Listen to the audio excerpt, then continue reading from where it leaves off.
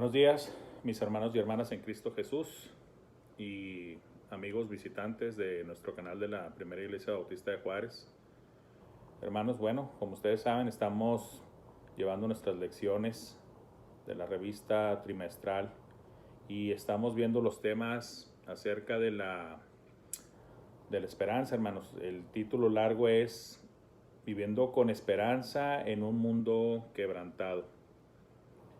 Y el título o el subtítulo, hermanos, para la clase de hoy viene siendo El gozo de nuestra esperanza. El gozo de nuestra esperanza, hermanos. ¿Sí? Y seguimos basados ahí en la carta del apóstol Pedro, hermanos, donde estamos viendo nuestras lecciones. ¿Sí? A manera de introducción, hermanos, y aunque vamos a hablar de gozo, también vamos a estar hablando mucho del sufrimiento como cristianos. Tal vez suene paradójico, hermanos. Tal vez suene contrastante o contradictorio, pero los que ya tenemos tiempo en el Evangelio, sabemos muy bien que el tema del sufrimiento está muy ligado a la vida cristiana, pero también es cierto que en el sufrimiento encontramos cercanía con Dios, hermanos. Y cuando uno empieza en la vida cristiana, empieza uno a experimentar eso poco a poco. Bueno, en algunos casos muy excepcionales puede llegar a ser de golpe, ¿verdad? Pero vamos a decir, de manera natural, se va dando de manera gradual lo del sufrimiento. Y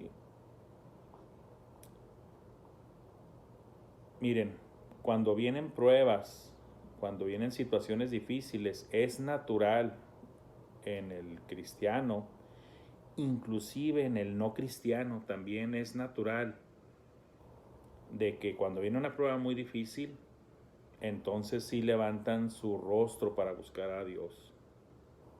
Nos pasa a todos, hermanos, a cristianos y no cristianos. Esa es la realidad. Yo lo he visto y yo sé que usted también lo ha visto y puede dar testimonio de ello.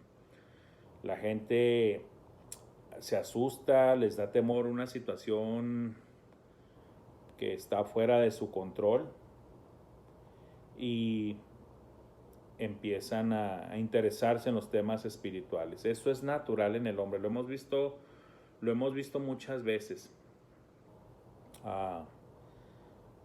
Por ejemplo, cuando sucedió lo de las Torres Gemelas en Estados Unidos el 11 de septiembre del 2001, se abarrotaron los templos.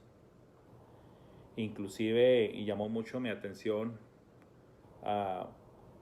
una vez que vi un culto unido, un servicio religioso unido de varias fes bajo un mismo techo en una catedral de Washington, si no mal recuerdo.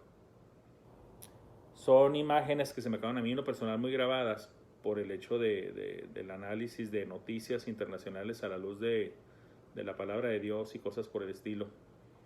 El caso es que una tragedia, alguna conmoción, algo grande, provoca eso en la gente. Y más cuando es algo a nivel, vamos a decir, pues no solamente, claro que sucede también cuando es a nivel personal o a nivel familiar, pero cuando es algo que sucede a nivel ciudad, país o a nivel mundial, se ve ese fenómeno de que la gente busca a Dios.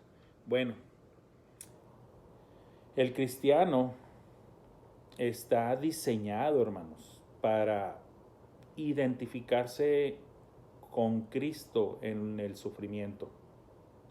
Entonces no es raro que en el caso del cristiano, cuando vienen pruebas, cuando vienen circunstancias adversas, el cristiano se aferra a su Dios. Nos aferramos a nuestro Dios. Y eso es natural en el cristiano. Debe de ser natural en el cristiano. Y aquí viene la palabra clave. Estás en una situación de sufrimiento, es una situación adversa.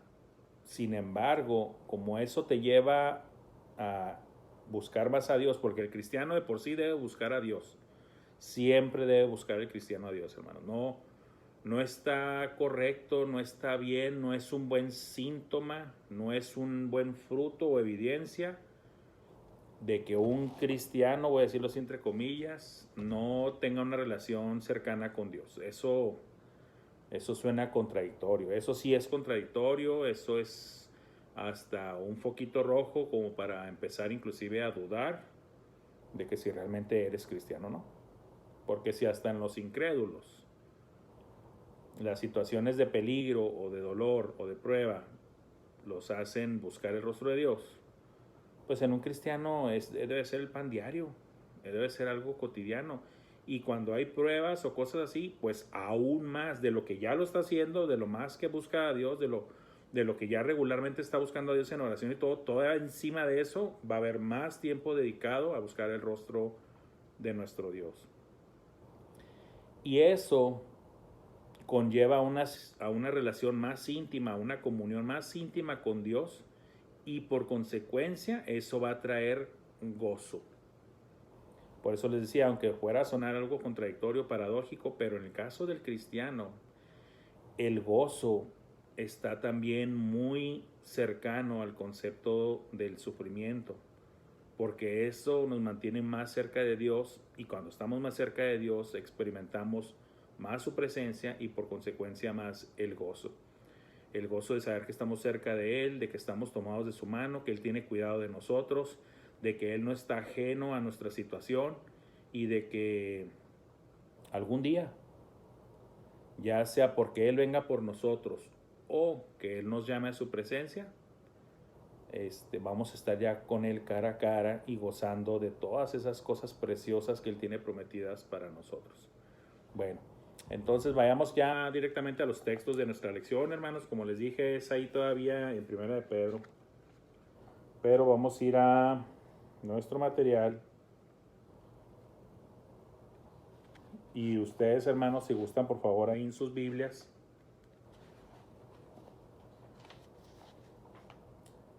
el gozo de nuestra esperanza va a estar basado, hermanos, en 1 de Pedro 4, versículos 1 y 2, y versículos del 12 al 19. 1 de Pedro 4, 1 y 2, y 12 al 19. Y comenzamos por ahí con la primera lectura, hermanos. Si me permiten, déjenme, les leo yo. Y síganme, por favor, con su vista, hermanos, en sus Biblias. Dice así: puesto que Cristo ha padecido por nosotros en la carne, vosotros también armaos del mismo pensamiento. Pues quien ha padecido en la carne, terminó con el pecado, para no vivir el tiempo que resta en la carne conforme a las concupiscencias de los hombres, sino conforme a la voluntad de Dios. Recuerden, estamos hablando del gozo de nuestra esperanza. Ahora, sabemos muy bien que Cristo padeció por nosotros muchas cosas. Ya las hemos mencionado, varias de ellas en los diferentes videos, en las diferentes lecciones, pero para aquellos que tal vez este es su primer contacto con un estudio bíblico o algo, bueno, por la Biblia sabemos que Cristo Jesús sufrió, padeció y murió por nosotros. La cruz es el lugar final donde Él ya muere, pero Cristo padeció desde muchas horas antes de morir en la cruz, ya estaba padeciendo por nosotros. Sufrió cosas tremendas, diferentes tipos de dolores, el dolor físico de lo que le estaban haciendo de daño a Él, el dolor emocional y el dolor espiritual. Y pues varios estudiosos de la palabra, pastores, predicadores, varios están de acuerdo en que realmente el dolor más profundo que sufrió Cristo fue en el lado espiritual. En el lado espiritual más que en el físico. Y el físico, déjenme decirle que de acuerdo a la palabra de Dios, lo que registran los evangelios, lo que se registra en Isaías 53, y para aquellos que les tocó ver la película de la Pasión de Cristo. Eso es nada más algo de lo que un poquito más se acerca a la realidad de lo que él padeció físicamente. Y aún así provocó gente que se infartara en las salas de los cines, gente que se sintiera mal, muy impresionados, y aún así esa película se quedó corta. Pero el sufrimiento espiritual fue aún inclusive muchísimo mayor que eso, porque Cristo, siendo santo y sin pecado y con una relación perfecta con el Padre, sufrió la separación de su Padre Celestial en el momento en que el Padre le cargó todos los pecados de todas las personas, de todo el mundo, en la persona de Cristo, para poder hacer que Él pagara por el pecado de todos. Por eso Él clamó en la cruz, y no fue nada más una recitación, sino fue un clamor realmente verdadero. Dios mío, ¿por qué me has desamparado? Porque efectivamente sí quedó, hermanos, desamparado. Sí hubo ese tiempo en la historia en la que el Padre tuvo que darle la espalda al Hijo, porque cargó en Él el pecado de todo el mundo. Y el pecado no puede estar delante de la presencia de Dios. Por eso sucedió eso. ¿Sí? Pero ya después Cristo Jesús, bendito sea su nombre, resucitó en gloria al tercer día. ¿Sí? Resucitó. Para honra y gloria de Dios y para beneficio nuestro, hermanos, también, de que resucitó. Bueno, este Cristo, el único y verdadero Dios, ha padecido por nosotros en la carne. Nosotros también debemos armarnos de ese mismo pensamiento. ¿Sí? ¿Qué significa esto? Bueno, si precisamente el mundo nos puso el apodo de cristianos, porque los seguidores de Cristo hemos recibido muchos apodos a través de la historia, muchísimos. Realmente es rara la ocasión en la que los cristianos se han autodenominado de alguna manera.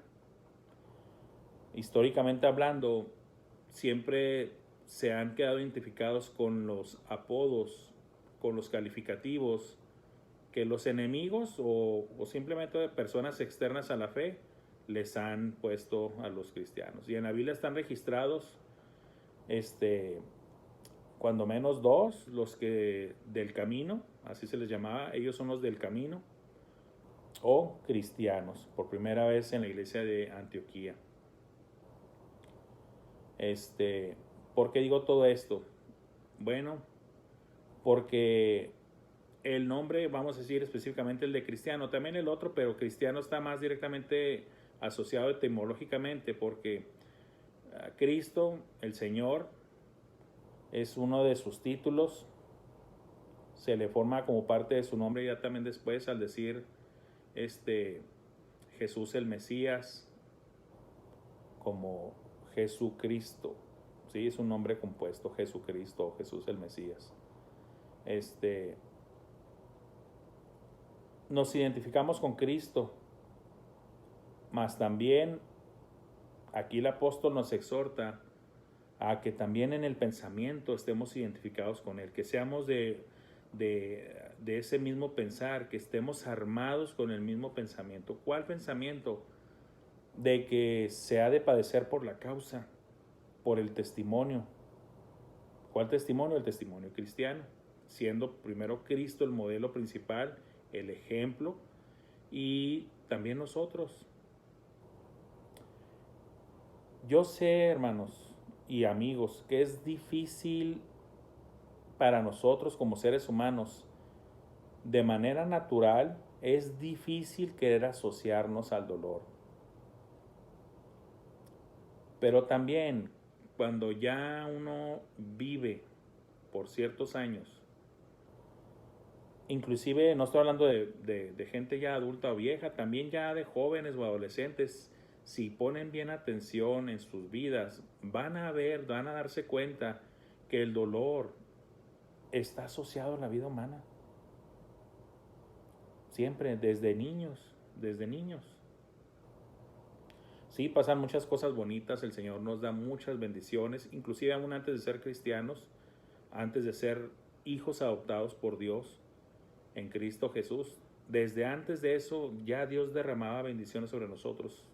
No lo digo yo, lo dice la Biblia. Yo simplemente nomás estoy repitiendo. Dios hace salir su sol sobre justos e injustos. También hace caer su lluvia sobre justos e injustos. O sea, si Dios dejara de hacer ciertas cosas nomás, como por decirlo así, cuando en el pueblo de Israel, cuando fue sacado de Egipto, las plagas nada más pegaban en el lado de Egipto y Israel era preservado. Si Dios hiciera eso en cuanto a la luz solar, en cuanto al agua, en cuanto a los árboles, en cuanto a muchas cosas más, pues no, hermano, sería un caos, ¿se imaginan? Por eso sé que Dios es misericordioso con nosotros, aún inclusive antes de que llegáramos a sus pies. Pero el tema es precisamente que desde chicos podemos ver eso, de que Dios es bueno con nosotros, pero también es justo reconocer que también desde chicos vemos que hay sufrimiento en la vida. Y es una explicación muy larga y no es el motivo de esta clase, hermanos. El sufrimiento viene básicamente por causa del pecado del hombre. Todas las cosas que suceden, hermanos, con sufrimiento, con tragedias, llámense enfermedades, accidentes, cosas así por el estilo, etcétera, tienen su raíz, hermanos, tienen su raíz en la historia del pecado del hombre. Esa es la realidad. De forma natural, y está mal esto, pero de forma natural muchos seres humanos quieren culpar a Dios por todas estas cosas, pero no es correcto, ni es justo, ni es adecuado hacerlo así. Dios no es culpable de eso, es el hombre. Pero sí es correcto decir que Dios utiliza todas esas, inclusive sufrimientos o adversidades, a favor del hombre, porque Dios es bueno, hermanos. Dios es bueno. Pues quien ha padecido en la carne terminó con el pecado. Esto refiriéndose lógicamente a Jesucristo. Él padeció y terminó con el pecado. Ahora, el cristiano es invitado también a mortificar o a hacer morir el pecado en su andar cristiano. La palabra lo dice claramente: haced morir lo terrenal en vosotros, ¿sí? Absteneos de toda especie de mal. No reine pues el pecado en vuestro cuerpo mortal, de modo que lo obedezcáis en sus concupiscencias. Y también de que con Cristo estoy juntamente crucificado, ya no vivo yo, mas vive Cristo en mí. Lo que ahora vivo en la carne, lo vivo en la fe del Hijo de Dios, el cual me amó y se entregó a sí mismo por mí. Con Cristo estoy juntamente crucificado. Así como Cristo hizo morir el pecado, también nosotros debemos hacer morir el pecado. Cristo murió por los pecados de todos, y nosotros ya hemos sido salvos por ese sacrificio de Cristo, por medio de la fe en Él y del arrepentimiento correspondiente por lo que Él sufrió por nosotros. Debemos de arrepentirnos de nuestros pecados. No puede haber salvación, hermanos, sin esos dos ingredientes por parte del hombre: el arrepentimiento y la fe. Y aún, inclusive, Dios es el que propicia todo eso, hermanos, porque es Dios quien nos busca. ¿Quién te convence de pecado? El Espíritu Santo. ¿De dónde proviene la fe? La misma fe proviene de Dios. Eso lo dice en Efesios. ¿Sí? ¿Y para qué? Pues para no vivir el tiempo que resta en la carne, conforme a las concupiscencias de los hombres, sino conforme a la voluntad de Dios. ¿Qué nos está diciendo aquí la palabra de Dios? Que ya una vez nosotros, siendo de Dios, procuremos vivir el tiempo que nos reste en la carne, o sea, en pocas palabras, el tiempo que nos reste de vida, hermanos. Recuerden lo que les dije al principio: ¿cuándo estaremos en la presencia de Dios? ¿Cuando Él venga por nosotros o cuando Él nos llame a su presencia de manera personal e individual? A la primera me refiero yo, que es cuando Él venga por su iglesia para llevársela a su presencia. O la segunda es cuando a ti, persona, tu nombre, tu apellido, el Señor te llame para ir a su presencia, ¿sí? A través de la muerte. El caso es de que el tiempo de vida que nos reste debemos de vivirlo conforme a la voluntad de Dios, no conforme a los deseos de la carne, no dando cabida al pecado. Ahora, eso es la exhortación, ese es el deber ser en el cristiano, pero también es necesario reconocer porque hay muchas malas interpretaciones en grupos religiosos, que no se ponen a estudiar bien la palabra de Dios y tuercen las escrituras. El hombre, aún inclusive el hombre redimido, el hombre salvo, el Hijo de Dios, mientras esté en su cuerpo, tiene todavía la naturaleza caída, ¿sí? Dios ya pagó por nuestros pecados, pero aún no hemos sido redimidos de este cuerpo de muerte. Por eso Pablo exclamó: miserable de mí, ¿quién me librará de este cuerpo de muerte? Él sabía y reconocía que su cuerpo, su humanidad, todavía tenía la naturaleza caída. Lo bueno es que ya como cristianos, como hijos de Dios, ya no es la única naturaleza que tenemos, sino que se viene a nuestra vida la naturaleza de Dios, la naturaleza divina, ¿sí? Por medio de su Espíritu Santo, por medio de la regeneración y renovación, por medio de su Espíritu Santo, al haber sido ya adoptados como hijos de Dios. Y por lo tanto ya hay una batalla, ya hay una guerra constante en el cristiano en hacer morir lo de la carne y estar, vamos a decirlo así, complaciendo, alegrando, haciendo lo justo y lo recto delante de nuestro Dios. ¿Para qué? Para hacerle agradables, ¿sí? Esto es un sufrimiento para el cristiano, hermanos. El estar batallando todos y cada uno de los días, todos y cada uno de los días, contra la carne. Y muchas veces no es lo obvio, no es de que, vamos a decir, el adulterio, la fornicación, las borracheras, la maledicencia, no, ni siquiera manifestaciones físicas del pecado, porque el pecado, el Señor nos lo enseñó de manera muy clara. El pecado comienza ¿en dónde, hermanos? En el corazón del hombre. Ahí es donde comienza el pecado. También la palabra de Dios te lo explica muy claramente, ¿verdad?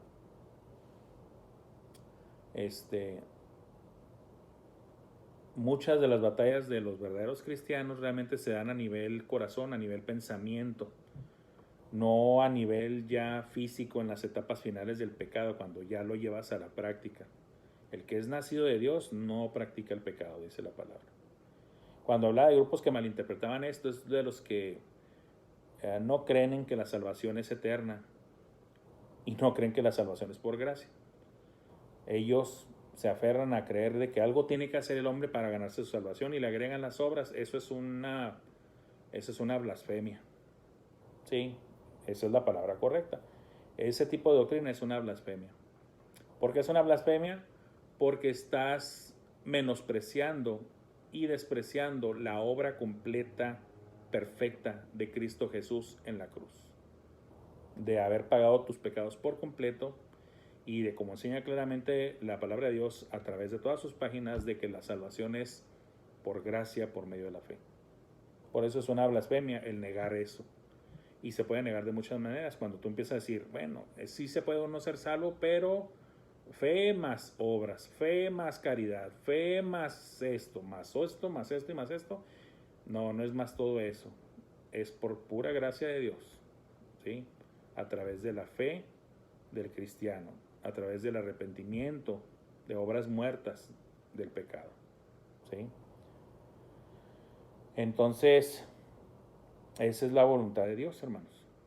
Y en esa voluntad de agarrarnos de Él cada día para llevar nuestras luchas, librar nuestras luchas y ganar nuestras luchas, no nada más se trata de estar peleando, sino de ganar, hermanos, a través de la victoria que nos da en Cristo Jesús. Y esa lucha diaria nos va a llevar a eso. Miren, hermanos, aquí mismo como parte de la lección, se maneja de que, por ejemplo, los soldados, las personas de la milicia, los militares, llegan a desarrollar una relación tan íntima con sus compañeros militares, con los otros soldados,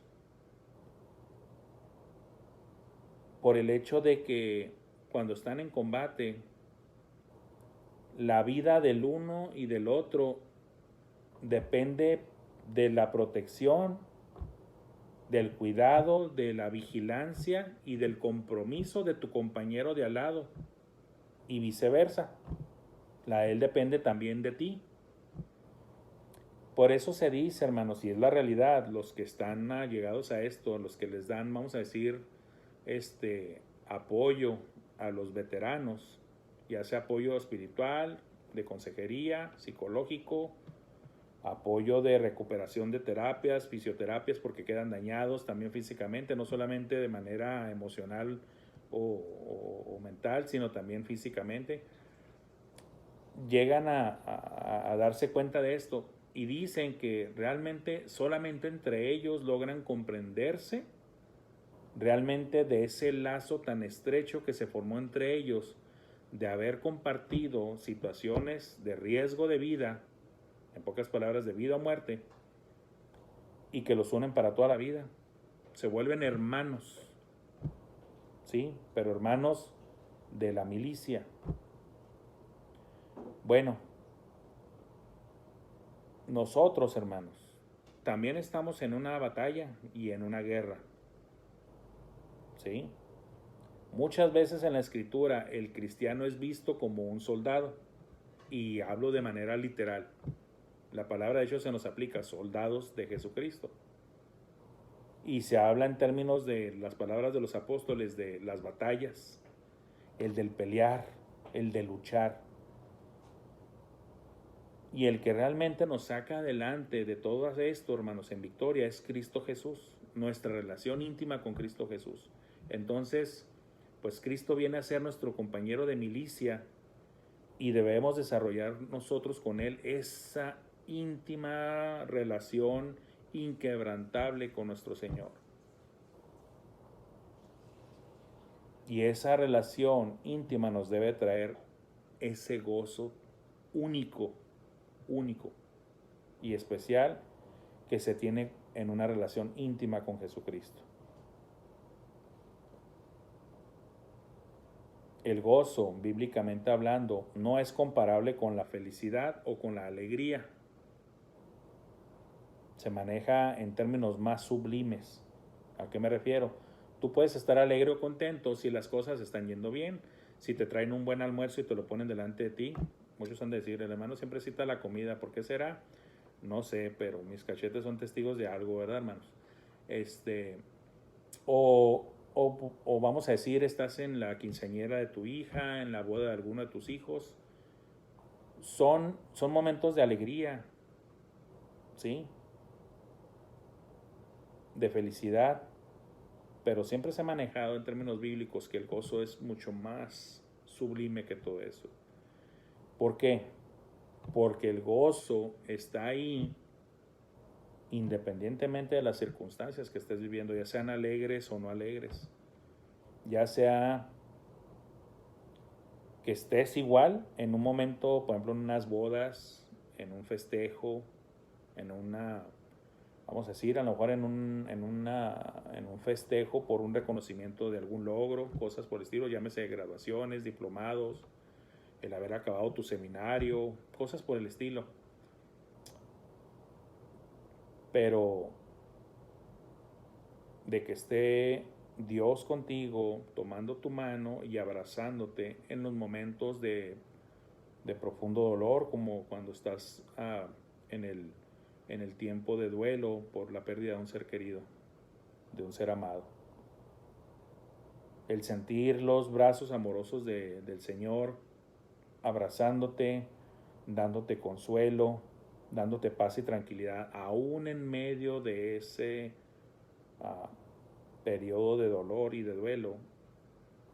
Saber que no estás solo, que siempre el Señor está contigo y que dices tú, lo he visto conmigo en las buenas y ahora lo veo conmigo también en las malas, por lo tanto ahora ya sé que el Señor siempre está conmigo, en las buenas y en las malas. Y algún día voy a estar con Él para siempre. Eso es el gozo, hermanos. No es una felicidad, no es una alegría, es algo más sublime, es el gozo. ¿Sí? La porción siguiente, hermanos, dice así. Y mucho de lo que ya he estado diciendo, hermanos, se amarra con con lo que voy a leer aquí. Así acostumbro yo a dar mis clases, hermanos, como les digo. Voy de para atrás y para adelante en toda mi pasión, en todo el tema de la lección. Dice así Primera de Pedro 4, del 12 al 14, hermanos. Amados, no os sorprendáis del fuego de prueba que os ha sobrevenido, como si alguna cosa extraña os aconteciese, sino gozaos por cuanto sois participantes de los padecimientos de Cristo, para que también en la revelación de su gloria os gocéis con gran alegría. Si sois vituperados por el nombre de Cristo, sois bienaventurados, porque el glorioso Espíritu de Dios reposa sobre vosotros. Ciertamente de parte de ellos Él es blasfemado, pero por vosotros es glorificado. Como les mencioné desde un principio de esta lección y en otras, hermanos, no debe de sorprenderle al cristiano el pasar por el fuego de las pruebas. De hecho, es de manera casi natural que desde que un cristiano se convierte, especialmente cuando es una persona que se convierte al cristianismo, pero cuando vamos a decir es de los primeros o el primero en la familia que se convierte al cristianismo, ese tipo de personas,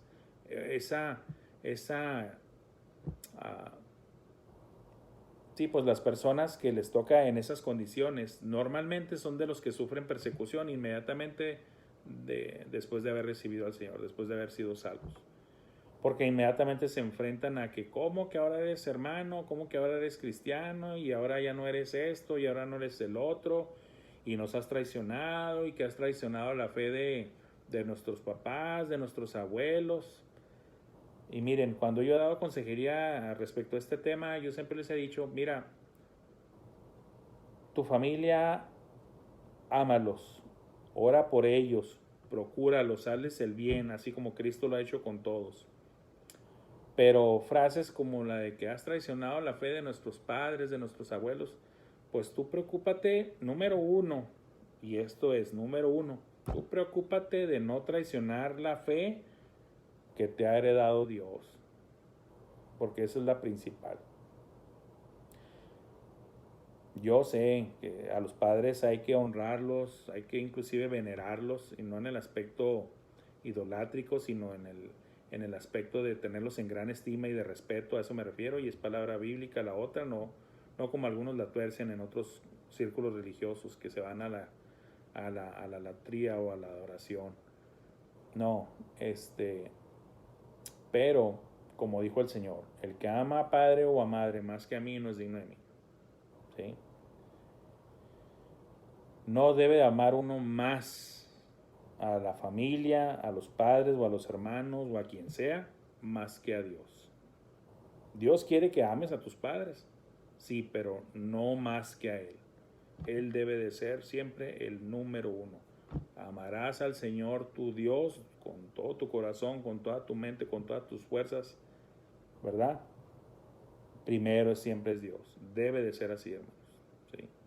Entonces, pues es lo que les puedo decir. A lo mejor esto es parte de la consejería. Cuando alguien pase por esa situación, usted piense, bueno, primero es no traicionar la fe que me está dando Dios, antes que la de mis abuelos y mis padres. Primero es Dios antes que ellos.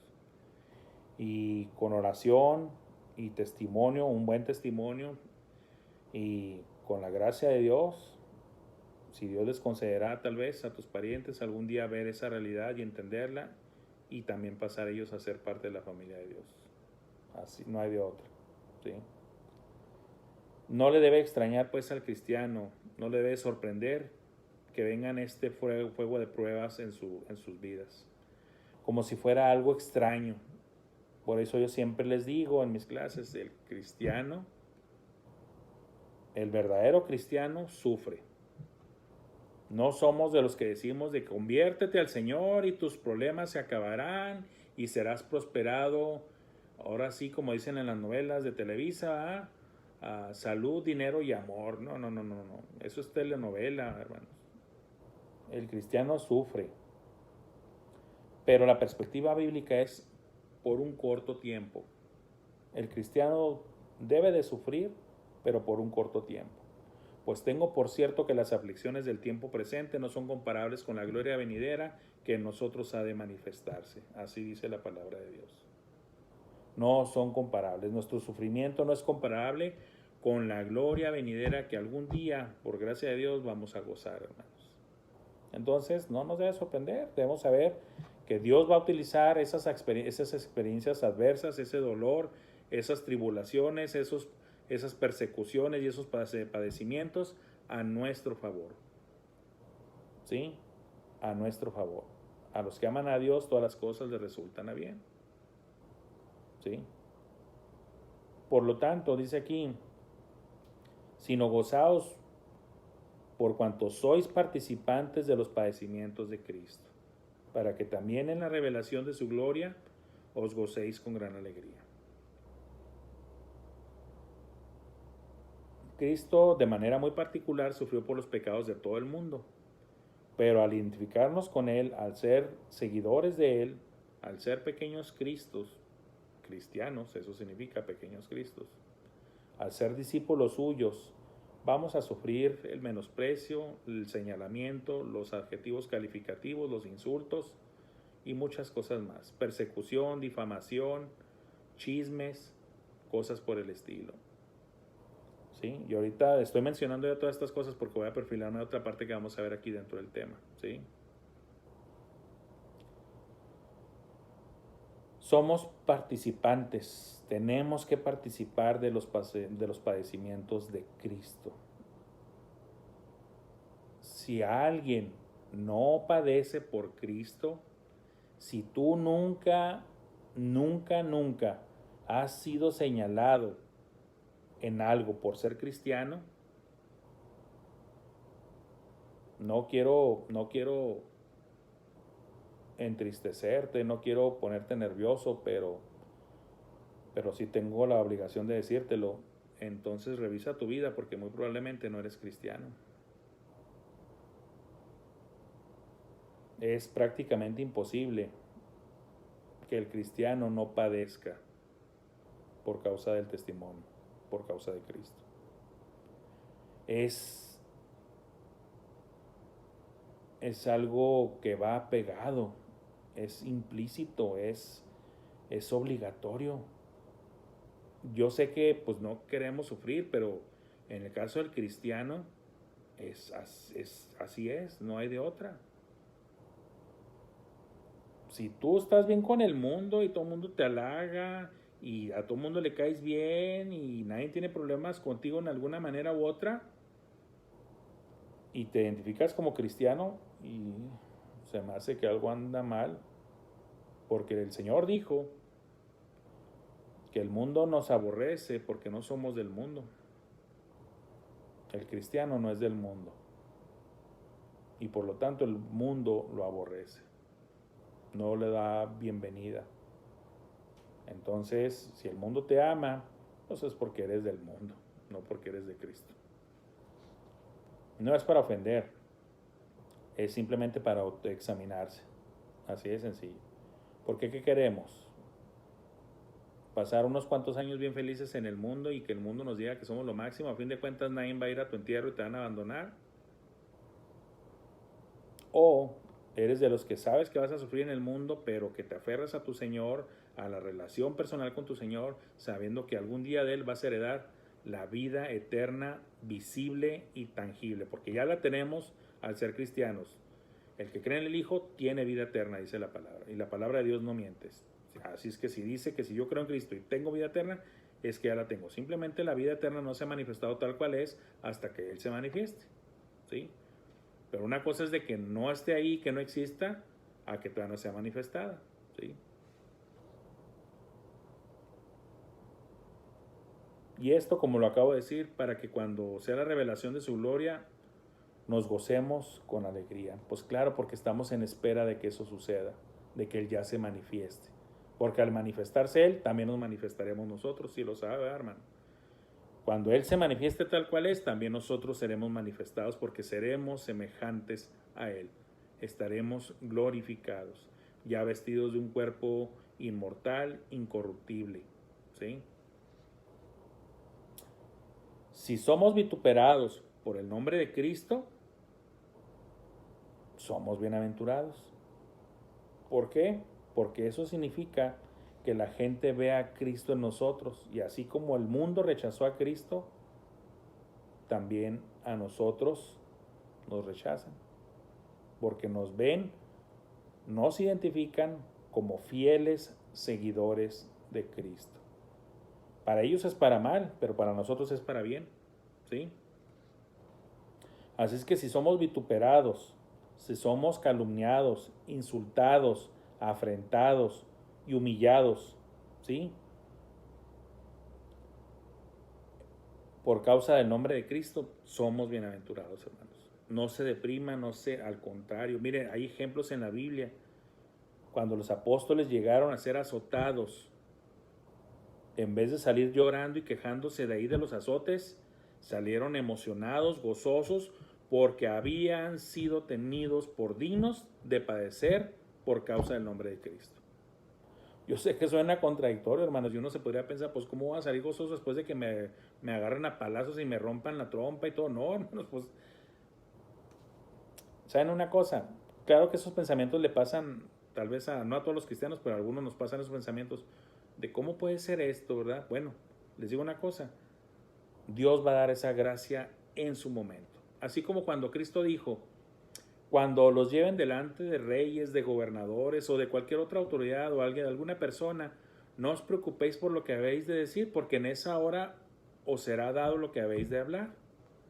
Yo creo que también cuando se trata de sufrimiento especialmente pesado, extremo, es lo mismo. Dios en su momento te va a dar la gracia para que tú puedas soportar ese padecimiento, ese sufrimiento en el nombre de Él y a pesar de eso, surgir de ahí gozoso.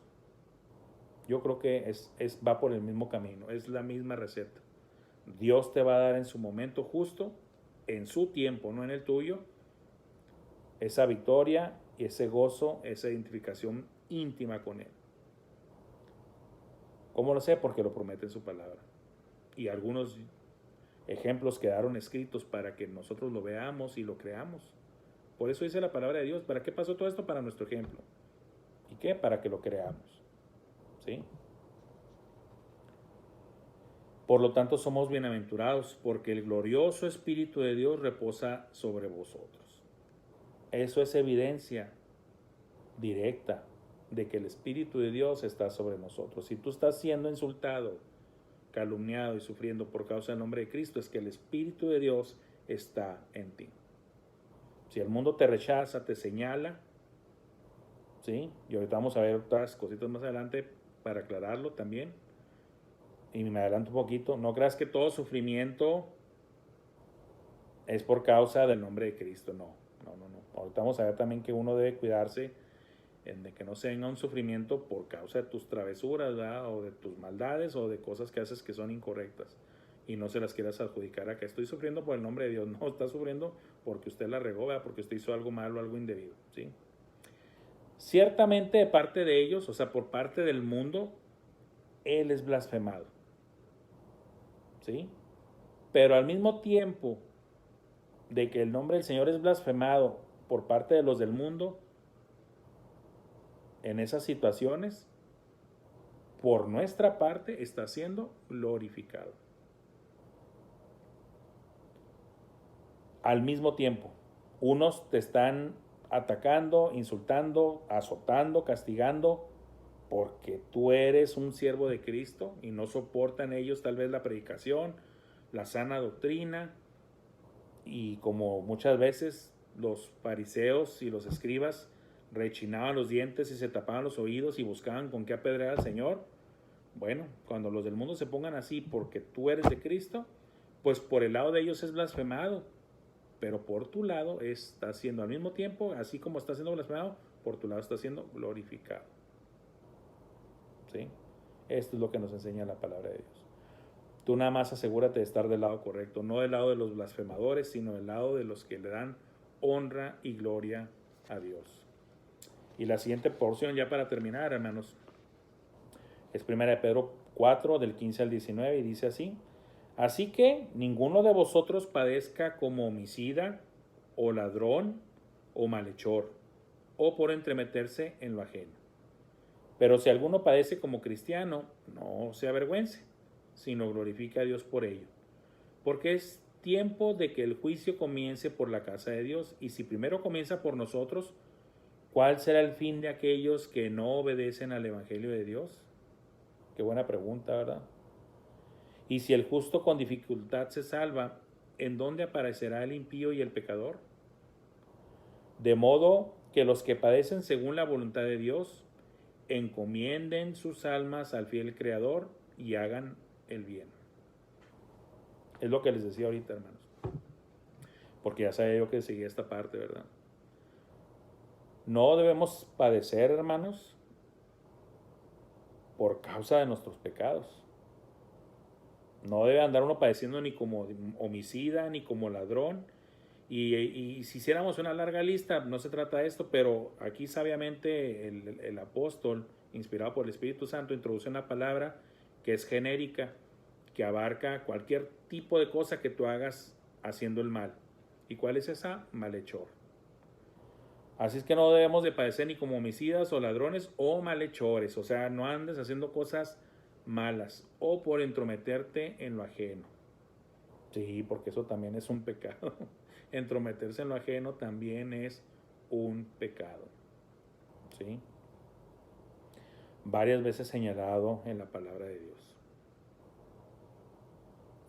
Pero, si padeces como cristiano, si padeces por ser discípulo de Cristo, por seguir a Cristo, por imitar a Cristo, por armarte del mismo pensamiento y sentir de Cristo, amarrando ya todo el tema, inclusive hasta lecciones anteriores, entonces no te avergüences, sino que glorifiques a Dios por ello, como el ejemplo que di de los apóstoles. Lejos de... Perdón. Lejos de sentirse víctimas, se sintieron felices, gozosos de haber sido tenidos por dignos de padecer por causa del nombre del Señor.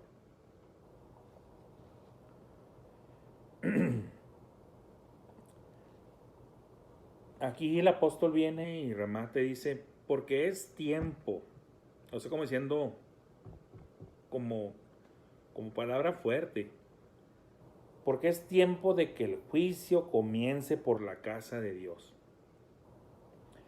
En pocas palabras, no podemos estar exigiéndole a los demás que hagan esto o esto, y eso también está en armonía con el resto de la Escritura cuando dice el Señor que no seamos hipócritas al querer quitar la paja del ojo ajeno cuando nosotros en nuestros ojos tenemos una viga, ¿verdad?, enorme que no nos deja ver nada, pues mucho menos nos va a dejar ver la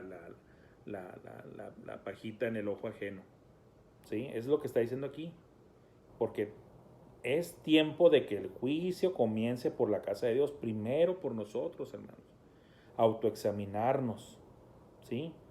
Y a lo mejor alguien puede decir, bueno, ¿y qué tal si tu juicio no está bien? Si tu examen pues está parcializado. No, por eso debes de vivírtela en la palabra de Dios, para asegurarte que tu juicio propio, tu autoexamen, va a ser basado en la palabra de Dios, nada más, ¿sí? Y si comienza por la casa de Dios, hermanos, ¿cuál será el fin de aquellos que no obedecen al Evangelio de Dios? O sea, y aquí hace una cita del Antiguo Testamento. Si el justo con dificultad se salva, claro que no está hablando de que se salva difícilmente haciendo un montón de obras buenas, no, el justo por la fe vivirá, dice también el Antiguo Testamento. Ese es un versículo del Antiguo, no del Nuevo. Se cita de nuevo en el Nuevo, pero es originalmente en el Antiguo. El justo por la fe vivirá. Pero, ¿qué dice aquí, hermanos? Aquí está hablando de la gracia de Dios. Y si el justo con dificultad se salva, ¿qué está diciendo? Aún siendo imperfectos, con errores y pecados, ¿se salva por él mismo? No, pues por gracia de Dios, en pocas palabras, por gracia de Dios. Si el justo con dificultad se salva, pues ¿qué va a pasar con los impíos? ¿Dónde van a aparecer? ¿En qué lugar quedan ellos? Horrenda cosa es caer en manos del Dios vivo, hermanos. Por eso Cristo habló más del infierno que del cielo. Las estadísticas, los números dicen que en proporción Cristo habló 3 veces más del infierno que del cielo. Así es que aquellos grupos sectarios, aquellos que tuercen las escrituras y se atreven a afirmar de que el infierno no existe, eso es una blasfemia. Y a lo mejor alguien va a decir, hermano, esto para todo es blasfemia. Es blasfemia porque estarías diciéndole mentiroso a Cristo. Porque Cristo vino a advertir del infierno y lo hizo 3 veces más que hablar del cielo. Por eso es blasfemia, porque estás diciéndole mentiroso a Dios. Entonces, no queremos, Dios no quiere, oiganlo bien, la palabra de Dios lo dice, Dios no quiere que el impío muera, no quiere Dios que el impío muera, Dios quiere que todos procedan al arrepentimiento. Dios es paciente para que todos procedan al arrepentimiento. Por eso no ha regresado, no es porque sea tardanza, sino porque quiere que todos procedan al arrepentimiento. Dios quiere que se salven los pecadores. Nosotros también éramos pecadores, es más, nosotros somos pecadores, ¿sí? Pero perdonados, redimidos, rescatados. ¿Por qué? ¿Porque lo merecíamos? ¿Porque nos portamos bien y tenemos una estrellita en la frente? No, no, porque le abrimos nuestro corazón y nuestra vida al Señor, reconociendo que somos pecadores, nos hemos arrepentido de nuestros pecados y Él nos ha perdonado por todos los pecados, todos, pasados, presentes y futuros, por medio de la fe en Cristo Jesús, su Hijo amado. Esa es la regla que ha puesto Dios, no nosotros, Él, ¿sí? De modo que los que padecen según la voluntad de Dios encomienden sus almas al fiel Creador y hagan el bien. Si tú sabes que estás padeciendo conforme a la voluntad de Dios y por amor de su nombre y por identificarte con Él, súfrelo. Nada más encomiéndate a Él. Él es el único que te va a sacar victorioso de esa prueba o de ese padecimiento y ese sufrimiento por causa del nombre del Señor Jesús. Él es el que te va a sacar adelante. Encomiéndate a Él. Tú sabes que es injusto lo que te están haciendo. El ejemplo de Cristo fue de cuando los hombres hicieron sus maldades en Él, Él simplemente dijo, Padre, perdónalos porque no saben lo que hacen. Y esa es la realidad, no saben lo que hacen. ¿Sí? Alguien puede decir, no, hermanos, pero hay unos muy malignos que sí saben lo que hacen. Aún así, créeme lo que te voy a decir. Aunque sepan que están haciéndote una maldad, claro que lo saben. Saben que te están golpeando, calumniando, difamando, sí. Lo que no saben ellos es la magnitud de las consecuencias de lo que están haciendo. Si todos pudieran probar en su vida, aunque sea una sola vez, nada más en su vida, 1 minuto en el infierno, otra cosa sería. Pero las cosas no funcionan así. Ahora alguien podrá decir, ojalá si fuera así, hermano. No. Es como dice la palabra de Dios. Es cuestión de fe. La palabra de Dios te dice que el infierno existe y te lo describe. Es un lago que arde con fuego y azufre, donde va a hacer el lloro y el crujir de dientes, el tormento eterno sin descanso, día y noche, dice la palabra, y no descansarán. Van a ser torturados y atormentados todo el día, todos los días y por toda la eternidad. Entonces no necesitamos un vistazo o un video que nos muestre el infierno. Lee la palabra de Dios y lee esos pasajes que hablan del infierno y nomás es cuestión de que le eches tu cabecita a volar para que materialices esas palabras en tu mente y entonces vas a ver un vislumbre del infierno y entonces vas a desear no querer ir ahí. Y vas a preguntar, como el hombre aquel dijo, ¿qué debo hacer para ser salvo? Cree en el Señor Jesucristo y serás salvo. ¿Sí? No quiero completar la frase porque muchos lo toman como es una promesa universal y no, fue una promesa muy particular ese hombre que sí puedes decirle a Dios, yo quiero que también lo hagas conmigo y mi familia, que todo el mundo se salve, porque la frase completa bíblica es, cree en el Señor Jesucristo y serás salvo tú y toda tu casa. Si es así, alabado sea el Señor, y si no, también alabado sea el Señor. Hermanos, esta fue nuestra lección del día de hoy. Dios me los bendiga. Ánimo, hermanos, seguimos orando por ustedes, ¿sí? y agradecemos al Señor porque nos está cuidando y oramos por los que están enfermitos, por los que siguen trabajando y expuestos a este virus, y conforme a la voluntad de Dios algún día hemos de regresar a nuestros templos, hermanos, y volver a saludarnos y vernos cara a cara.